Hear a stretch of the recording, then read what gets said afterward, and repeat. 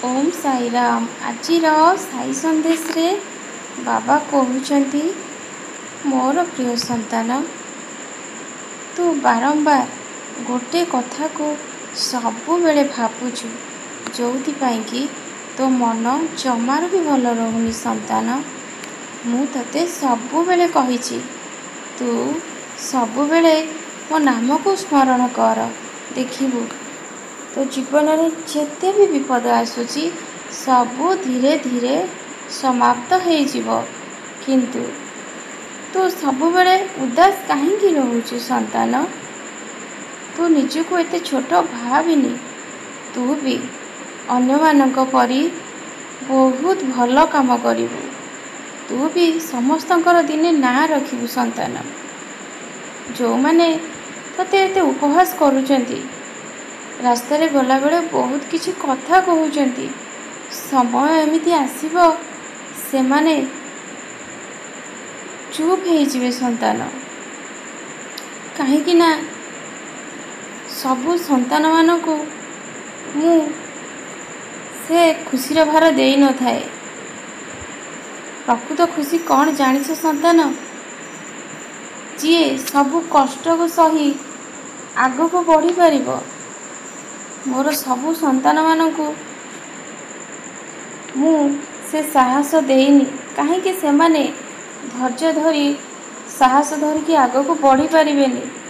मु सेई संतान मानकु से साहस और धैर्य देइछि, कष्ट देइछि, जो माने सबु कष्ट को सही आगो को बढ़ी पारिबे। कहीं ना ये संसार होची माया, ये मोह माया संसार मु सब बेले मो संतान को अलगा करी रखिबा को चाहूची। मु चाहूची मो संतान ये संसार भितर तार समस्त कार्य करू, किंतु ता मनटा केबे भी संसार भितर न रहो। कहीं ना संसार होची सुख आ दुख। तुम्हें भाबिबो कि एबे हसुछ तो ये हसटा सब बेले रहिबो नाई संतान, पुणी कांदिबा को पड़िबो। एमिति हस खुशी संसार भितर मु मोर संतान को घांटी होबा को दबा को जीविनी केबे भी। मो संतान को मु ए मोहमाया संसार रे केबे भी घांटी होबा को देबिनी।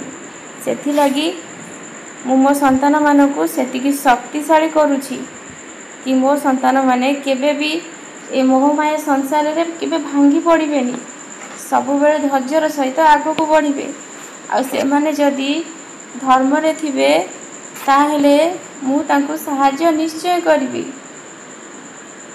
आज गुरुवार मोर गोटे लेखा अध्याय साई सच्चरित्र तुम्हें बहुत निश्चय पाठ करिबो। संतान, मु तुमको आगरु जणै दउछि तुमर आगो को किछि विपद आसीबा को जाउछि। तुम्हें मोर साई सच्चरित्र पाठ करिबा आजिठु आरंभ करि दियो, से विपद टळी जीवो। मु सब बेले तुम सुखरे दुखरे तुम पाखे पाखे सब बेले अछि। तुम्हें मते कोहुटी खोजुच संतान? तुम्हें मो मंदिर को बहुत सारा फल खाइबा नहीं कि मो पाई आसुच।